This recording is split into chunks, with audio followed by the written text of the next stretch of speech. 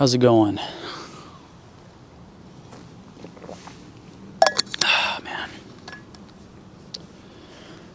Just another day outside, out here in this state park.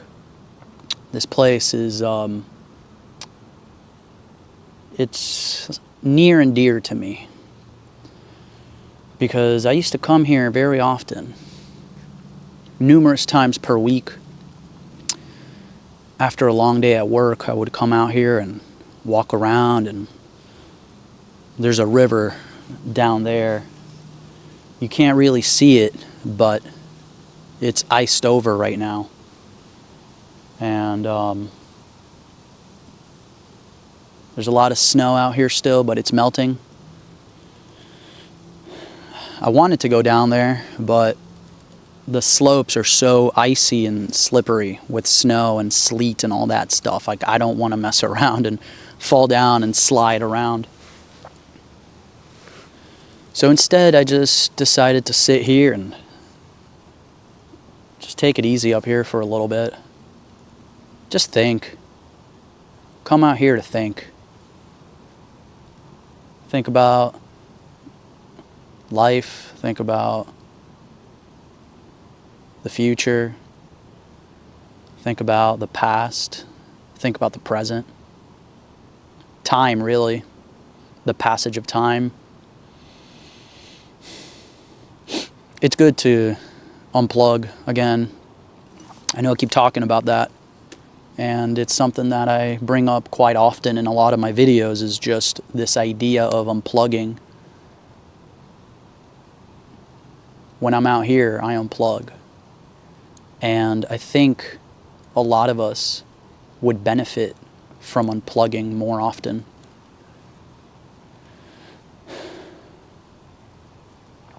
There are some hiking trails around here. You can't really see them, but one goes this way, and then it splits off into a fork right there, and the other one goes down that way.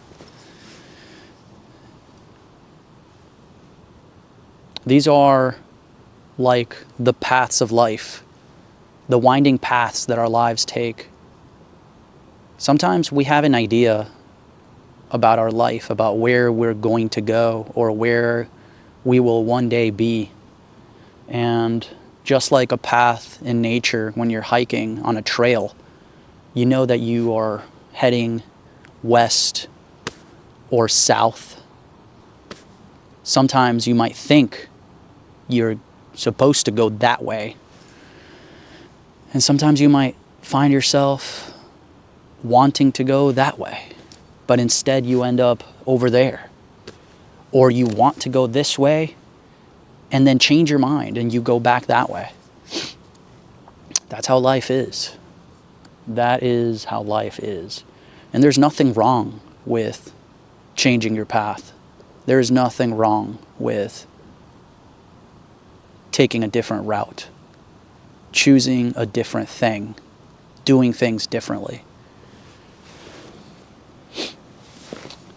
I think about the people who explored this place for the very first time, the first human beings that were out here, and I wonder if they felt, I wonder what they felt actually. They're in an unknown environment. This is totally different, totally new. Nature is very resilient and strong and unforgiving sometimes. So I just wonder what those people must have felt coming out here and discovering the land, becoming accustomed to it, surviving and thriving in it. They must have redirected their paths often.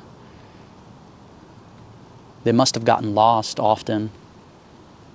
I just wonder how they were able to survive in this cold weather without jackets and technology and food and farms and stuff that we take for granted. Yet, many of us come out here and we have great gear, outdoor gear, camping gear, hiking gear, backpacking gear. We have food on us and we're still struggling to stay warm or stay fed or stay hydrated. Even right now, I'm a little cold.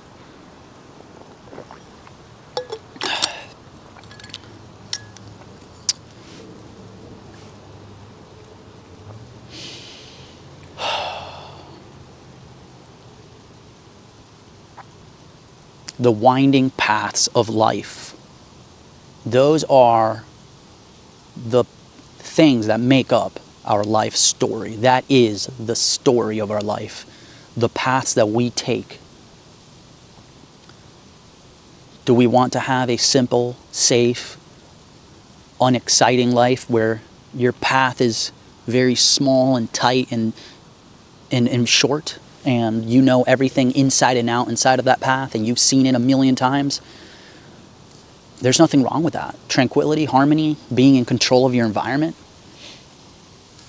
On the flip side, you have excitement, adventure, the unknown, the twists and turns of life, a path that could be long and drawn out, a path with no clear destination and no true known beginning. How did you end up where you are at? I mean, think about that. Think about us, like as a species. Like, how did we end up here? How did we end up on this planet? How did we end up where we're at? It's like one day we just woke up and we found ourselves here. I don't remember being born. Do you remember being born? Yet it happened. It must have happened. Will we remember death? Is there anything to remember?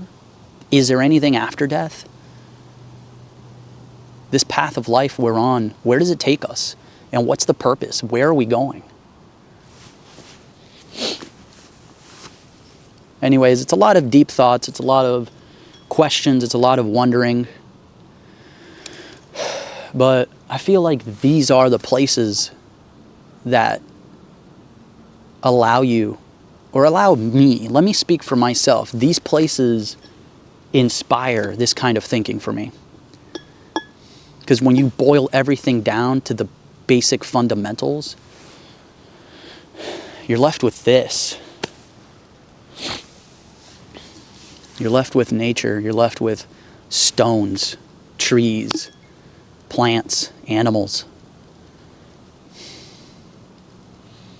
Anyways, I think I'm just gonna pause here now. These conversations can get very deep and drawn out, and sometimes it's like a path that I don't even know where I'm going when I start talking about this stuff. You just end up somewhere completely maybe lost in thought, lost in ideas. But I would rather be lost in my thoughts and ideas and be engulfed in a world of wonder and imagination than be complacently stuck in a monotonous routine of mediocre thinking and average typicality and repetitive nothings.